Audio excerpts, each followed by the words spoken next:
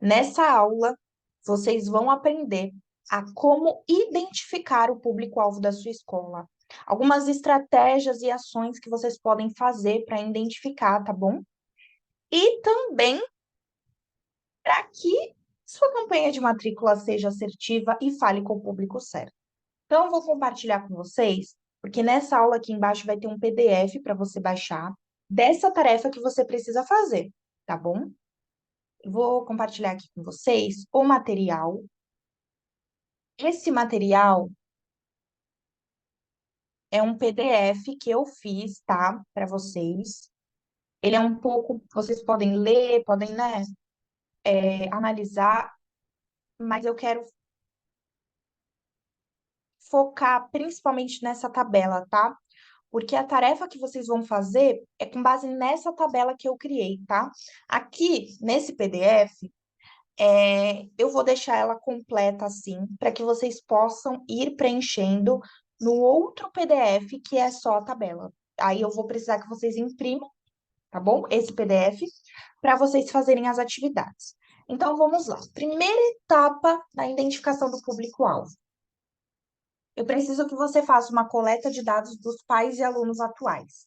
Então, não precisa ser de todos, você pode se basear no ano de 2022, tá? Ou até mesmo dos alunos novos desse ano de 2023. O que que você vai fazer? Você vai disparar uma pesquisa, ou até mesmo, se você já tiver isso no seu sistema, algumas dessas informações, você nem precisa disparar a pesquisa, tá bom? O que que eu preciso que você tenha de análise desses novos alunos ou dos alunos de 2022? Eu preciso que você saiba alguns dados demográficos. No marketing, a gente chama isso de segmentação demográfica. Então, eu preciso que você saiba a faixa etária desses novos pais que se matricularam na sua escola.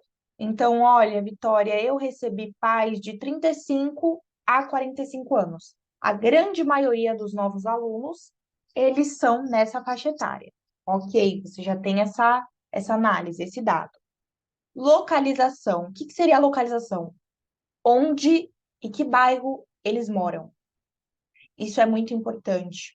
Por exemplo, aqui na minha cidade, em Santos, nós temos os bairros que são os mais nobres, né? Então, na sua cidade, provavelmente você saiba de lugares que o custo, né, de vida, o custo do bairro, é um custo mais elevado. Então, você precisa também ter esse dado, tá? Do bairro onde esses novos pais e alunos moram. Renda familiar. Isso aqui é um pouco complicado, porque assim, se você no, colocar isso numa pesquisa ou até mesmo perguntar, fica chato. Então, o que que eu indico para vocês? Que é melhor, né, para não ficar uma coisa desconfortável ali entre a sua escola e o pai? É você descobrir a profissão desses pais. Então, pai, você é advogado? Você é médico? Então, você tem que saber a profissão desses pais mediante essa informação da profissão, você consegue saber ali como que é essa família, qual que é a renda, né? Você consegue ter um parâmetro ali para analisar, tá bom? E também o importante desse aspecto demográfico que eu preciso que você saiba desse pai é o tamanho da família. Esse pai, ele tem um filho único, ele tem dois filhos, ele tem três filhos, ok? Então, você também precisa saber do tamanho da família. Você também vai fazer uma coleta de dados psicográficos. Que seriam isso? Interesses, preferências e necessidades. É muito importante eu explicar isso para vocês um pouquinho mais. O que que acontece? Cada família vai ter um determinado atributo que considere dentro do seu processo de decisão, de escolher uma instituição de ensino. Então, tem algumas famílias que têm necessidades específicas. Então, por exemplo, uma família que quer muito que o filho passe numa federal, numa faculdade que seja preparado para estudar numa faculdade federal. O que que acontece?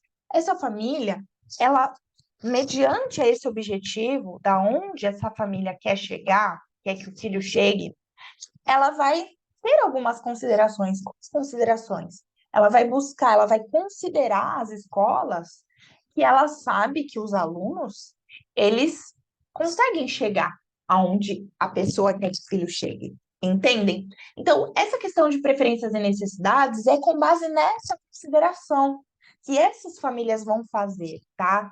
Então, por exemplo, os pais e alunos atuais da sua escola e eles mais consideraram no fechamento da matrícula.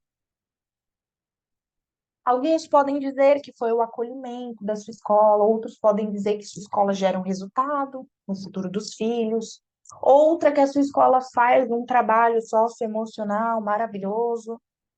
Você vai pegar essas informações e vai colocar aqui nos dados psicográficos. Então, essa família valoriza. Ela valoriza que a sua escola tem programa socioeducacional, socioemocional, que a sua escola tem projetos com ONGs, né? Que a sua escola é uma escola que valoriza a questão ambiental. Você vai colocar tudo aqui, tudo aqui, tudo aqui, tá bom? Vicky, eu não tenho esses dados. Como que eu vou fazer? Você vai fazer uma pesquisa. Você vai fazer uma pesquisa e eu vou disponibilizar para vocês as perguntas certas, tá bom? Não se preocupa com isso. Eu quero só que você entenda a profundidade que tem por trás dessa tabela, tá bom? Identificação de padrões é a segunda etapa, né, dentro da análise e coleta de dados. Então, eu preciso que você faça essa análise. Eu preciso que você identifique padrões, semelhanças e diferenças significativas entre essas famílias. Você vai perceber pela pesquisa que algumas famílias valorizam mais uma coisa, outras têm outras por preferências. Então, eu preciso que você faça essa análise, tá? E aí você vai agrupar em categorias, tá? A porcentagem de pais que representem esses diferentes perfis de família, tá bom? Nesse material aqui tem tudo completo para vocês. Se vocês tiverem dúvida também na execução dessa tarefa, vocês podem colocar comentando aqui embaixo que eu mesma vou responder para vocês. E se vocês não conseguirem entender, a gente marca um telefone, mas eu quero que você faça essa tarefa. Eu não quero que você pule essa tarefa, tá? Porque senão você não vai conseguir criar uma mensagem assertiva para conquistar o público certo para sua escola, tá bom? E a gente tem algumas outras etapas aqui. Então, a gente tem etapa de motivações e desafios. Então, eu até coloquei aqui, cada família tem, como eu estava explicando para vocês, motivações e desafios específicos. Então, existem famílias que elas buscam uma educação focada em valores, outras buscam algo focado realmente nessa questão do resultado, né? Porque valorizam isso. Então você tem que compreender essas motivações, tá bom? Desses pais que já estão na sua escola, tá? Você precisa, inclusive, aprender a identificar os pontos fortes da sua escola. E os pontos fortes da sua escola não é o que você acha que é. Os pontos fortes da sua escola é o que os pais dizem que é. Então, se os pais dizem que a sua escola é ótima no trabalho X, Y, Z, não invente da sua cabeça outras coisas. Você vai pelo que os pais que já são seus clientes estão falando. Porque se eles já são seus clientes, é porque eles já compraram da sua escola. Então, não inventa na sua cabeça outras coisas. Vai pelo que é a verdade, tá bom? A verdade é sempre o caminho correto. Então, nomes e detalhes pessoais. Então, você pode dar um nome fictício a essa persona, se você não quiser utilizar o nome real, porque isso é um material que você vai ter com você, ninguém vai ver. Então, você pode colocar um nome fictício, você pode colocar um nome, inclusive, de um pai verdadeiro, tá bom? É mais para você ter uma clareza mental sobre o seu público. Nas escolas que eu já trabalhei, por incrível que pareça, gente, Tinham escolas que não sabiam com clareza quem era o público. Então, era difícil para eles conseguir matricular mais. Então, chegava muita gente que não tinha valor para pagar da mensalidade. Porque quando você não sabe, não tem clareza, você vai falar com todo mundo. E nem todo mundo vai ser seu cliente. Você tem o seu público certo para atingir. E é isso que eu quero que vocês tenham clareza, tá bom? E aí, aqui, no final, na etapa final, é a parte de onde você vai identificar comunicação e canais preferidos desse público. Então, esse público lê bastante o e-mail, esse público gosta bastante do WhatsApp, esse público tem Instagram, esse público tem Facebook. Você vai escrever aqui os canais de comunicação que são preferidos do seu público. Então, olha, Vitória, eu nem precisei perguntar isso na pesquisa, mas eu sei que os pais seguem a nossa escola no Instagram. Perfeito! Você já sabe qual é o canal que eles gostam, tá bom? Então, você vai escrever aqui redes sociais, qual é a preferência deles, se eles gostam de ser comunicados por e-mail, se eles gostam de ser comunicados por agenda digital, se eles gostam de ser comunicados pelo Instagram. Você vai escrever tudo aqui.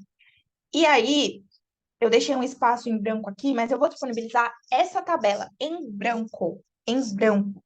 Você pode imprimir umas 3 folhas dessa tabela, tá? E você vai fazer as atividades, tá bom? Não pula essa atividade, tá bom? Faça.